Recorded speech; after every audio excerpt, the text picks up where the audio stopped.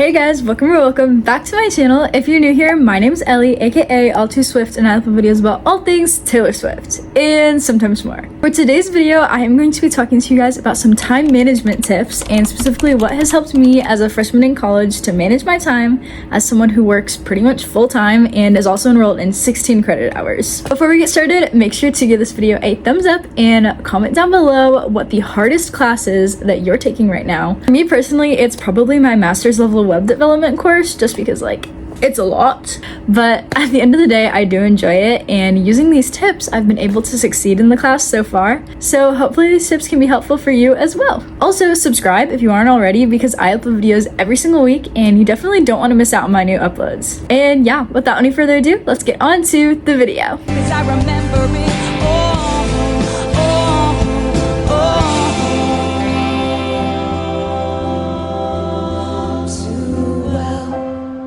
So starting off strong, my number one tip is definitely to have a planner. Anybody who knows me knows that I literally live for my planner. I need my planner to survive. This is the best purchase I've ever made. It's like 15 bucks and it literally lasts you a whole year. So I definitely recommend getting a planner if you don't have one already. I personally like the bigger ones, but they also make ones that are smaller. I just like one that's nice and big so then I can write down everything that I need to do. This one in particular has pages where it's a month spread and then also weekly spreads. So I like to use my monthly spreads to mark down when I have a test or a certain assignment that's due, and then I'll go to the separate days on the weekly spreads and I'll write down everything that I need to get accomplished for that day. The other thing that I've learned is using colorful pens for your planner makes it so much more fun. If you're just writing in pencil, it's boring. It's like, okay, it's pencil, whatever.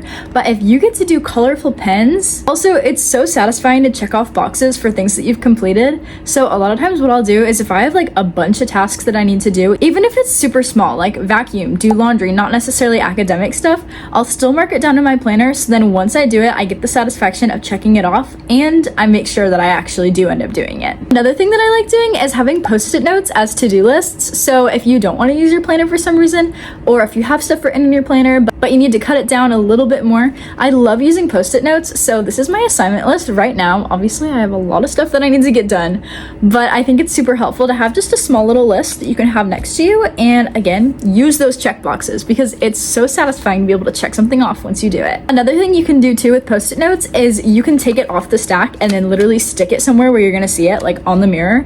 So if it's right in front of you, you're not gonna forget to do it.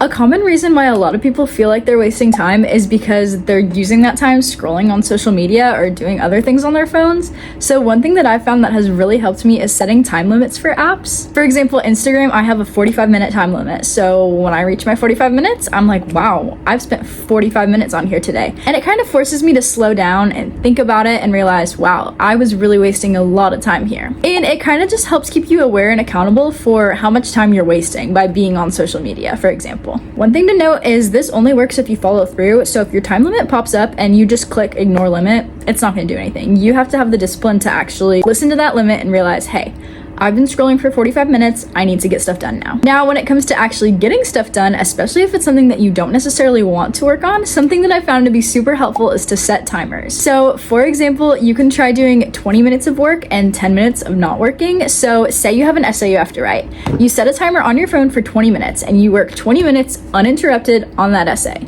Then when your timer goes off, you can set another timer for 10 minutes and you can use those 10 minutes to do whatever you want, whether it's scrolling on your phone, reading a book, stretching, doing a quick workout, literally anything you want to give yourself a break. And then when that timer's over, then you can do another 20 minutes of work. And then you can have 10 minutes of a break and keep going. And yeah, you're not necessarily getting all that time in working, but you're gonna be a lot more productive if you do have those 20-minute chunks where you are working instead of an hour of literally doing nothing. You could have 40 minutes working, 20 minutes not working, or you could have an hour of half working / being on your phone. Now, one of the best ways I found to kind of give myself back extra time throughout the day is to use time during the day. So if you have a gap in between your classes, for example, that is my favorite time to work on homework. I'm out for the day, I'm going to my classes, and I have a 20-minute break in between my classes. I can work a little bit on some of my homework so then I can get it done, or at least partially done, and then I don't have as much to do later. For me personally, it's a lot easier to get stuff done when I'm still in that at school mindset. So if I'm out for the day, going to all my different classes, it's a lot easier for me to work on schoolwork than it is when I come back to my dorm and I'm like, okay, now I have to work on my projects. And then last but definitely not least, my last tip for today is that you have to know when to stop. Sometimes there gets to be a point where it's more productive to go to bed than it is to stay up and study. If you're working and it's like midnight and you still have work to do, sometimes you just have to take that loss and realize that, hey, I need sleep more than I need to get this done. And most likely you'll be able to find time throughout the day to work on it the next day, but if you really are struggling and you can tell that you're just not focusing at all, you need to go to bed sometimes. You're a lot more efficient at getting things done when you're well rested. So if you do something when you're tired at the end of the night, it could take you 2 hours to do it, versus if you do it the next morning, it might only take you 1 hour. But yeah, that's it for this video. Hopefully this was helpful to you guys. Definitely make sure to comment down below any other time management tips that you have, because I'm always looking for new ways to manage my time and to help you more efficient. But yeah, I really hope this was helpful and maybe entertaining. I don't know. If you made it to the end of this video, make sure to give it a thumbs up and comment down below your favorite tip that I discussed. And subscribe also, because you made it to the end of the video, so you obviously enjoyed it, so you might as well. Yeah, I love you guys so much. I hope you know that you guys are all amazing and kind and wonderful and smart, and you can manage your time well, I promise. Bye guys.